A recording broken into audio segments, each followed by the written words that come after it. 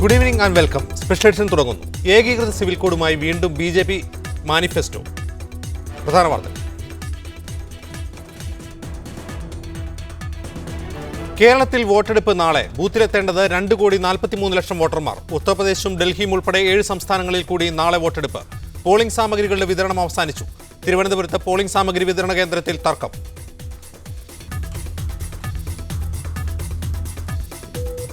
രണ്ടാംഘട്ട വോട്ടെടുപ്പിൽ കനത്ത പോളിംഗ്. വോട്ടെടുപ്പ് നടന്നത് അരുണാചൽ പ്രദേശ്, നാഗാലാൻഡ്, മണിപ്പൂർ, മേഘാലയ സംസ്ഥാനങ്ങളിലെ 6 ലോക്സഭാ സീറ്റുകളിലേക്ക്.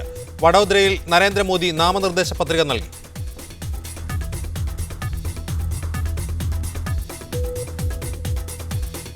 കടകംപള്ളിയിലെ ഭൂമി തട്ടിപ്പ് കേസിൽ CBI അന്വേഷണം തുടങ്ങി. ഉദ്യോഗസ്ഥർ വില്ലേജ് ഓഫീസിലെത്തി രേഖകൾ പരിശോധിച്ചു. ഭൂമി നഷ്ടപ്പെട്ടവരിൽ നിന്ന് തെളിവെടുത്തു. കടകംപള്ളിയിലെ ഭൂ ഉടമകൾ വില്ലേജ് ഓഫീസ് ഉപരോധിച്ചു.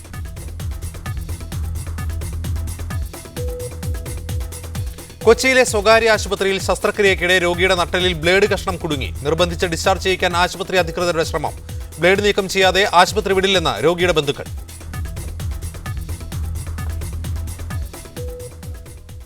അടൂർ മണ്ണടിയിൽ ഇഷ്ടികച്ചൂളയിൽ മണ്ണിടിഞ്ഞ് വീണ 3 മരണം. മരിച്ചവരിൽ 2 പേർ തമിഴ്നാട് സ്വദേശികൾ.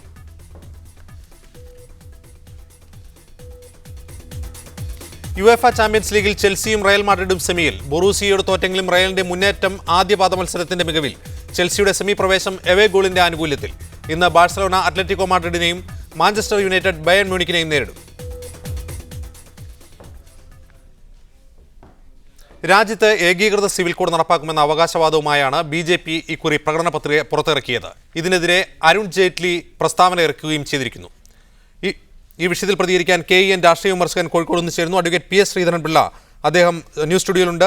T മുഹമ്മദ് വേളം, സോൾഡാറ്റി പ്രസിഡന്റ്, കോഴിക്കോട് സ്റ്റുഡിയോയിലുണ്ട്. ആദ്യം T മുഹമ്മദ് വേളത്തിലേക്ക്.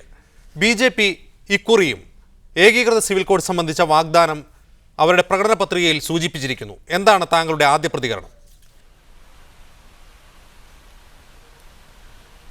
ഒരു സമൂഹത്തിന് ആരോഗ്യകരമായി നിലനിൽക്കാനുള്ള വഴി അതിന് എത്ര അധികം കേന്ദ്രീകൃതമാകാൻ കഴിയും എന്നതല്ല, എത്ര വികേന്ദ്രീകൃതമാകാൻ സാധിക്കും എന്നതാണ്. എത്ര അധികം വൈവിധ്യങ്ങളെ ഉൾക്കൊള്ളുന്നു എന്നതാണ് ഒരു സമൂഹത്തിൻ്റെ നിലനിൽപ്പിൻ്റെ ഉപാധി, അടിത്തറ എന്നത്. BJP ഏകീകൃത സിവിൽ കോഡ് നടപ്പിലാക്കും എന്ന് ഞാൻ വിശ്വസിക്കുന്നില്ല.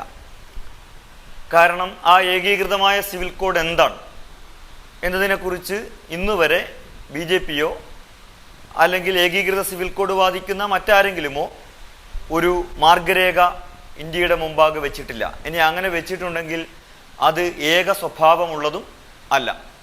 മറിച്ച് അത് രാജ്യത്ത് വർഗീയ ധ്രുവീകരണം സൃഷ്ടിക്കുവാനുള്ള പല വഴികളിൽ, അതിനുള്ള BJPയുടെ പല ഉപകരണങ്ങളിലൊന്നാണ് രാമജന്മഭൂമി, ഗോവധം, അതേപോലെ ഏകീകൃത സിവിൽ കോഡ്. ഇങ്ങനെ അവർ ചിട്ടപ്പെടുത്തിയിട്ടുള്ള പല വഴികളിൽ ഒരു വഴിയാണ്, പല ഉപകരണങ്ങളിലൊരു ഉപകരണമാണ് ഏകീകൃത സിവിൽ കോഡ് വാദം, അല്ലെങ്കിൽ അത് നടപ്പിലാക്കും എന്നത്. BJPക്ക് ഈ വിഷയത്തിൽ സത്യസന്ധതയുണ്ടെങ്കിൽ, അവർ നന്ന് ചുരുങ്ങിയത് അവരുടെ വാദത്തിലെങ്കിലും അവർക്ക് സത്യസന്ധതയുണ്ടെങ്കിൽ, ആ സിവിൽ കോഡ് ഏത് രീതിയിലുള്ളതാണ്. പേഴ്സണൽ ലോസ് വളരെ വ്യക്തമാണ്, അതിൻ്റെ പരിഷ്കരണത്തിൻ്റെ വഴികളും വ്യക്തമാണ്. പക്ഷേ ഏകീകൃത സിവിൽ കോഡിൻ്റെ സ്വഭാവം എന്താണ് എന്നതിനെക്കുറിച്ച് രാജ്യത്തോട് വ്യക്തമാക്കേണ്ട ബാധ്യതയെങ്കിലും BJPക്ക് ഉണ്ട് എന്നാണ് എനിക്ക് പറയാനുള്ളത്. റൈറ്റ്. മുഹമ്മദ്, തിരികെ താങ്കളിലേക്ക്. അഡ്വക്കേറ്റ് ശ്രീധരൻപിള്ള, ഇവിടെ ഇദ്ദേഹം ചൂണ്ടിക്കാട്ടിയത് തന്നെയാണ് പ്രശ്നം. നിരന്തരം ഈ പ്രകടന പത്രികയിൽ ഏക സിവിൽ കോഡ്, രാമജന്മഭൂമി എന്നൊക്കെ ആവർത്തിച്ചുകൊണ്ടിരിക്കുന്നു. എന്നാൽ ക്രിയാത്മകമായ ഒരു സ്റ്റെപ്പ്, ഒരു മുന്നോട്ടെടുക്കാൻ BJP ഇതുവരെ തയ്യാറായിട്ടില്ല. അങ്ങനെയാണ് ഏക സിവിൽ കോഡാണ് രാജ്യത്തെ ജനങ്ങളെ ഏകീകരിക്കാനുള്ള അടിസ്ഥാന മാർഗമെങ്കിൽ അത് ചെയ്യേണ്ടത് BJP അധികാരത്തിൽ വന്നപ്പോൾ അതിൻ്റെ ആദ്യ പടിയെങ്കിലും ചവിട്ടേണ്ടതായിരുന്നു. അല്ല, ഇത് ഒരു പാർട്ടി അതിൻ്റെ ഭരണഘടനയിൽ പറഞ്ഞിട്ടുള്ള ഏറ്റവും അടിസ്ഥാനപരമായ കാര്യങ്ങളെക്കുറിച്ച് പറഞ്ഞാൽ അത് തീവ്ര ഹിന്ദുത്വമാണ് എന്ന് പറഞ്ഞുകൊണ്ട് ഇന്നലെ മുഴുവൻ പ്രചരണം നടത്തി. ഇനിയും പ്രചരണം നടന്നുകൊണ്ടിരിക്കും. ഇതെല്ലാം രാഷ്ട്രീയ പ്രേരിതമാണ്. അപ്പോൾ ഞാൻ ചോദിക്കുന്നു, BJP ഞങ്ങൾ അഭിമാനിക്കുക അതിൽ. കാരണം ആ സുഹൃത്ത് തന്നെ പറഞ്ഞത് ഏക സിവിൽ കോഡിന് വേണ്ടി പറഞ്ഞാൽ അത് തീവ്ര ഹിന്ദുത്വമാണ്. ഗോപന നിരോധനം പറഞ്ഞാൽ അത് തീവ്ര ഹിന്ദുത്വമാണ്. ഞാൻ ചോദിക്കട്ടെ, ഇന്ത്യൻ ഭരണഘടനാ നിർമ്മാണ സഭയിൽ ഈ കാര്യം ചർച്ച ചെയ്ത് നമ്മുടെ പൂർവ്വസൂരികൾ അത് സ്വാതന്ത്ര്യ സമരത്തിൻ്റെ പശ്ചാത്തലമുള്ള എല്ലാവരും, ഇടതുപക്ഷത്തിൻ്റെ ആൾ ഉൾപ്പെടെ, ഇപ്പോൾ അടുത്ത് വരാൻ പോകുന്ന ചർച്ച വരുന്ന ആളെ എനിക്കറിയാം, അതുകൊണ്ട് ഞാൻ പറയുന്നത് ഇടതുപക്ഷത്തിൻ്റെ ആൾ പോലും അവിടെ പറഞ്ഞൊരു കാര്യം, സോ ആർട്ടിക്കിൾ 44 പ്രകാരം ഈ endeavour for common civil code അത് ഹിന്ദുക്കളെ സംബന്ധിച്ചിടത്തോളം അന്ന് പിന്നെ കോമൺ ആയിട്ടുള്ള ഒരു ഹിന്ദു കോഡ് വന്ന അവസരത്തിൽ രാജേന്ദ്രപ്രസാദ് വരെ എതിർത്തതാണ്. ജവഹർലാൽ നെഹ്റു ഉൾപ്പെടെയുള്ള ആൾക്കാർ, അന്നത്തെ ഇടതുപക്ഷക്കാർ ഉൾപ്പെടെയുള്ള ആൾക്കാരാണ് അത് വേണമെന്ന് ശക്തമായി വാദിച്ചിട്ട് ഹിന്ദുക്കളുടെ ഇടയിൽ അവരുടെ ആചാരപരമായ അല്ലെങ്കിൽ അതിൻ്റെതായ ന്യായീകരണങ്ങളുണ്ട്. ഓരോ സമുദായത്തിനും വേണ്ടിയുള്ള കാര്യങ്ങൾ ഏകീകരിച്ചു. ഇത് എൻഡിവർ ചെയ്ത് പറഞ്ഞൊരു കാര്യം പറഞ്ഞു കഴിഞ്ഞാൽ അത് തീവ്ര ഹിന്ദുത്വമാകുമെങ്കിൽ ഞങ്ങൾ തീവ്ര ഹിന്ദുത്വവാദികളാകാൻ ആഗ്രഹിക്കും. കാരണം ഇന്ത്യൻ സ്വാതന്ത്ര്യ സമരത്തിൽ ദേശീയവാദികളുടെ ഒപ്പം നിന്നിരുന്ന ആളുകളും ഇടതുപക്ഷക്കാർ പോലും ലീഗിൻ്റെ ഒരാൾ അമെൻമെൻറ്റ് കൊണ്ടുവന്ന് അതൊന്ന് വലിച്ചെറിഞ്ഞ മുൻമെൻറ്റാണ്. പിന്നെ എന്തടിസ്ഥാനത്തിൽ അവർ പറയുന്നത്? അപ്പോൾ ഇത് BJP അധികാരത്തിൽ വരാൻ പോകുന്നു. അപ്പോൾ സ്വാഭാവികമായിട്ടും BJP ഒരു അങ്കലാപ്പ് ഉണ്ടാക്കണം. അത് ന്യൂനപക്ഷ സമുദായങ്ങൾക്കുള്ള അങ്കലക്കം ഉണ്ടാക്കണം. BJP 2 തവണ അധികാരത്തിൽ വന്നു, ഇതേ അങ്കലാപ്പ് ഉണ്ടായിരുന്നു. പക്ഷേ ആരോടും അനീതി ഞങ്ങൾ കാണിച്ചിട്ടില്ല. ഏതെങ്കിലും ഒരു സംഭവത്തിൽ വാജ്പേയിയുടെ 6 കൊല്ലക്കാലം ന്യൂനപക്ഷ കലാപങ്ങൾ ഈ രാജ്യത്തുണ്ടാവാറുണ്ട്, ഞാൻ അതിനെപ്പറ്റിയല്ല പറയുന്നത്. ഏതെങ്കിലും ഒരു ഇഷ്യൂവിൽ ന്യൂനപക്ഷങ്ങൾക്കൊന്നും അത് വോട്ടിൻ്റെ കാര്യമല്ല, രാജ്യത്തെ മുഴുവൻ ജനം കൂടെ നീതി കാണിക്കണം. Justice for all, appeasement of none, ഇതാണ് കാഴ്ചപ്പാട്. അപ്പോൾ ഈ കാഴ്ചപ്പാട് ഉറച്ചു നിൽക്കുന്നു. അതുകൊണ്ട് അദ്ദേഹം ഞാൻ ചോദിക്കട്ടെ, ഏക സിവിൽ കോഡ് പാടില്ല എന്ന് പറയുന്നത് ഒരു ബഹുമത സമൂഹത്തിൽ ഇസ്ലാം സ്വീകരിക്കേണ്ട സമീപനമാണോ? അപ്പോൾ അതിലെന്താ ഏക സിവിൽ കോഡ് ഹിന്ദുക്കളുടെ കാര്യങ്ങൾ അടിച്ചേൽപ്പിക്കലാണോ? ഇതൊക്കെ പ്രസംഗിക്കാം. കാരണം ഒരു സംഘടിതമായ ന്യൂനപക്ഷ സമുദായത്തിൻ്റെ വോട്ട് കിട്ടാൻ വേണ്ടിയിട്ടുള്ള അവരെ തെറ്റിദ്ധരിപ്പിച്ച് അവരെ ഒരു ഫിയർ കോംപ്ലക്സിൽ എത്തിക്കേണ്ടത് ആവശ്യമാണ്. അത്തരം ആളുകൾ അത് ചെയ്യട്ടെ. പക്ഷേ ഇത് വലിയൊരു ഇടുത്തി പോലെ നിവദിക്കുന്നു എന്ന് പറയുന്ന ആളുകളോട് ഞാൻ പറയും, നിങ്ങൾ അങ്ങനെ ഉണ്ടെങ്കിൽ ഇന്ത്യൻ ഭരണാനുസരണ സഭയിൽ 99% വരുന്ന ആൾക്കാർ BJPയുടെ വിമർശകർ ഇക്കാര്യം നിരന്തരം ആരോപിക്കുന്നത് ചില വസ്തുതകൾ ചൂണ്ടിക്കാട്ടിയാണ്. വേണമെങ്കിൽ ഒരു സംസ്ഥാനത്ത് നമുക്ക് ഏക സിവിൽ കോഡ് നടപ്പിലാക്കാം, ഏക സിവിൽ കോഡ് അനുസൃതമായ നിയമങ്ങൾ രൂപീകരിക്കാം. എൻ്റെ അറിവിൽ ഇപ്പോൾ ഗോവയിൽ അത്തരമൊരു നിയമമുണ്ട്. എന്തുകൊണ്ട് ഗുജറാത്തിൽ മോദിക്ക് അത് സാധിക്കുന്നില്ല? അല്ല, ഇത് ഒരു രാജ്യത്തിൻ്റെ ഭരണഘടനാനുസൃതമായിട്ടുള്ള മൊത്തത്തിൽ വരേണ്ട ഒരു ഇഷ്യൂവിനെ സംബന്ധിച്ച് ഞങ്ങൾ സംസ്ഥാന നിയമസഭയിലല്ല തെരഞ്ഞെടുപ്പ്. താങ്കൾക്ക് അത് അത് എന്തോ തെറ്റിദ്ധാരണ പറയാം.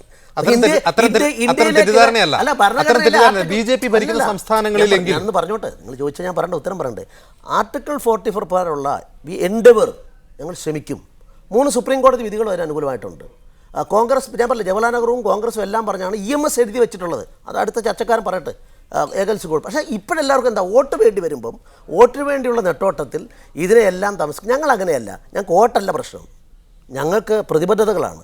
ആ പ്രതിബദ്ധത ഇസ്ലാമിനോടും പ്രതിബദ്ധതയുണ്ട്. കാരണം മുസ്ലിം ആയതുകൊണ്ട് ചരിത്രത്തിൽ ഒരിക്കലും ഇവിടുത്തെ ഏറ്റവും വലിയ ഗ്യാരണ്ടി ഹിന്ദുക്കളുടെ ചരിത്രപരമായ സഹിഷ്ണുതയാണ്. അതിനപ്പുറം ന്യൂനപക്ഷത്തിന് ഒരു ഗ്യാരണ്ടി ആർക്കും കൊടുക്കാൻ സാധിക്കില്ല. അതുകൊണ്ട് അതൊരിക്കലും ഒരു തിയോക്രാറ്റിക് സ്റ്റേറ്റിൽ വിശ്വസിക്കാത്ത ഞങ്ങൾ, അപ്പോൾ എൻ്റെ ആദ്യത്തെ ചർച്ച പങ്കെടുത്താൽ തിയോക്രസി വിശ്വസിക്കുന്ന ആൾക്കാരാണ്.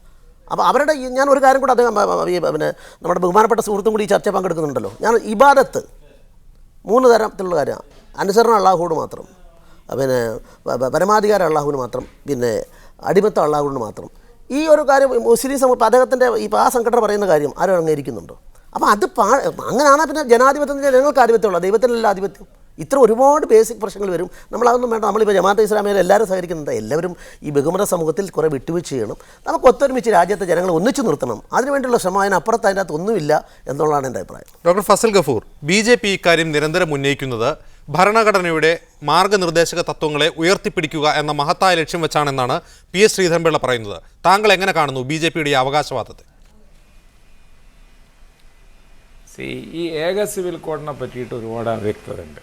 ആദ്യം എന്താണ് ഈ ഏക സിവിൽ കോഡ് എന്നുള്ളത് ആരും ഇതുവരെ വ്യക്തമായിട്ട് ഒരു ധാരണ അതിനെപ്പറ്റി നൽകിയിട്ടില്ല. ഉദാഹരണമായിട്ട് സ്വത്തവകാശത്തെ പറ്റിയിട്ടുള്ള ഏക സിവിൽ കോഡ്, അങ്ങനെ ഒരു സിവിൽ കോഡ് നടപ്പാക്കാൻ പറ്റുമോ? ഉദാഹരണമായിട്ട് കേരളത്തിലെ ക്രിസ്ത്യാനികളിലെ സ്ത്രീകൾക്ക് ഒരു സ്വത്തവകാശം ഉണ്ടായിരുന്ന ഒരു കാലഘട്ടത്തിൽ, അങ്ങനെ മേരി റോയ് പോയിട്ട്, അരുന്ധതിയുടെ അമ്മയാണ്, അവർ പോയിട്ട് കേസ് കൊടുത്തതിൻ്റെ വെളിച്ചത്തിൽ സ്വത്തവകാശം, തുല്യാവകാശം നൽകി കോടതി എന്നാണ് ഇപ്പോൾ നമ്മൾ വിശ്വസിക്കുന്നത്. പക്ഷേ കേരളത്തിൽ നടപ്പിലുണ്ടോ? അതേമാതിരി തന്നെ മനസ്സിലല്ലേ ഇപ്പോൾ ഈ വിവാഹമോചനം അല്ലെങ്കിൽ ബഹുഭാര്യത്വം, ഇങ്ങനെയുള്ള ഒരുപാട് ഇഷ്യൂസിനെ ചുറ്റിപ്പറ്റിയിട്ടാണ് ഉള്ളത്. അപ്പോൾ ആദ്യം Bharatiya Janata party point out ചെയ്യേണ്ടത് ഏക സിവിൽ കോഡെന്ന് അവരുദ്ദേശിക്കുന്നത് എന്താണ്. അതേമാതിരി തന്നെ മറ്റുള്ളവർ അവരും വ്യക്തമാക്കേണ്ട ഏക സിവിൽ കോഡിൽ അവരെതിർക്കുന്ന കാര്യങ്ങൾ ഏതൊക്കെയാണ് എന്നുള്ള അതിനെപ്പറ്റിയിട്ടൊന്നും ഇവിടെ ഒരു ചർച്ച നടന്നിട്ടില്ല. യഥാർത്ഥത്തിൽ ഷാബാനു കേസിൻ്റെ വെളിച്ചത്തിൽ ആണ് ഈ പ്രശ്നം ഭയങ്കരമായിട്ട് കുത്തിപ്പൊക്കിയത്. ആ സമയത്ത് ഈ BJP അടക്കമുള്ളവരും കോൺഗ്രസിൽപ്പെട്ട ആരിഫ് മുഹമ്മദ് ഖാൻ്റെ മതത്തെ ആൾക്കാരും എല്ലാവരും ഷാബാനു കേസ് അപ്പീസ്മെൻ്റ് അത് മുസ്ലിം കമ്മ്യൂണിറ്റിയാണെന്ന് പറയുകയും അതിൻ്റെ ഒരു ഹിന്ദുത്വ നെഗറ്റീവായിട്ടുള്ള ഒരു സിറ്റുവേഷൻ അവിടെ വരികയും ചെയ്തതിൻ്റെ വെളിച്ചത്തിലാണ് പിന്നീട് ഈ രാമജന്മഭൂമി പൊന്തി വന്നത്. അതോടൊപ്പം തന്നെ മണ്ഡൽ പൊളിറ്റിക്സും ഉണ്ട്. അപ്പോൾ യഥാർത്ഥത്തിൽ ഈ വിഷയം പൊളിറ്റിക്കലാണ്.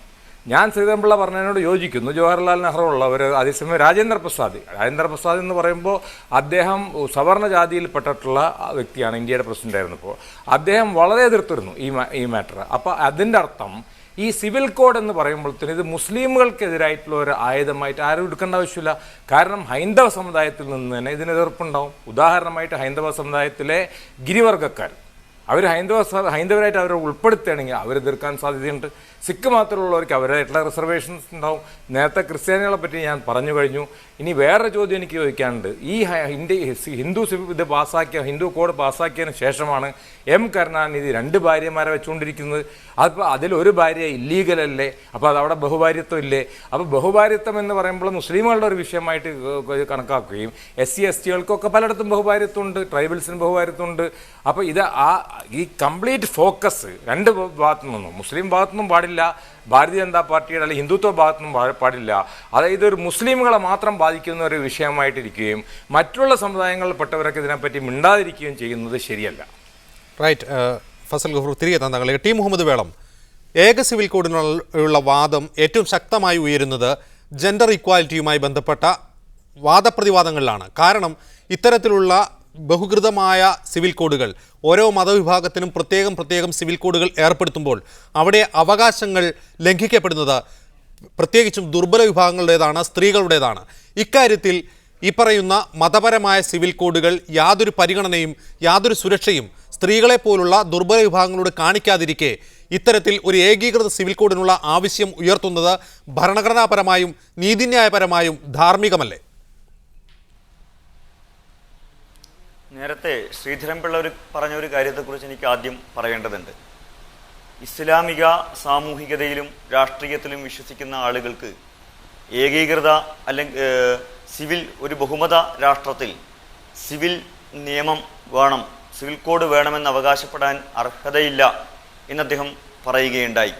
യഥാർത്ഥത്തിൽ ഇസ്ലാമിക രാഷ്ട്രീയത്തിൻ്റെയും രാഷ്ട്രസങ്കല്പത്തിൻ്റെയും ഏറ്റവും വലിയ സവിശേഷതയാണ് അതിൻ്റെ ക്ലാസിക്കൽ ജൂറിസ്പ്രുഡൻസ് വളരെ ശക്തമായി ഉയർത്തിപ്പിടിക്കുന്ന ഒരു തർക്കവും ഇസ്ലാമിലെ വ്യത്യസ്ത മതചിന്താ സരണികൾക്കിടയിൽ ഇല്ലാത്ത വിധത്തിൽ ഏകാഭിപ്രായമുള്ള കാര്യമാണ്.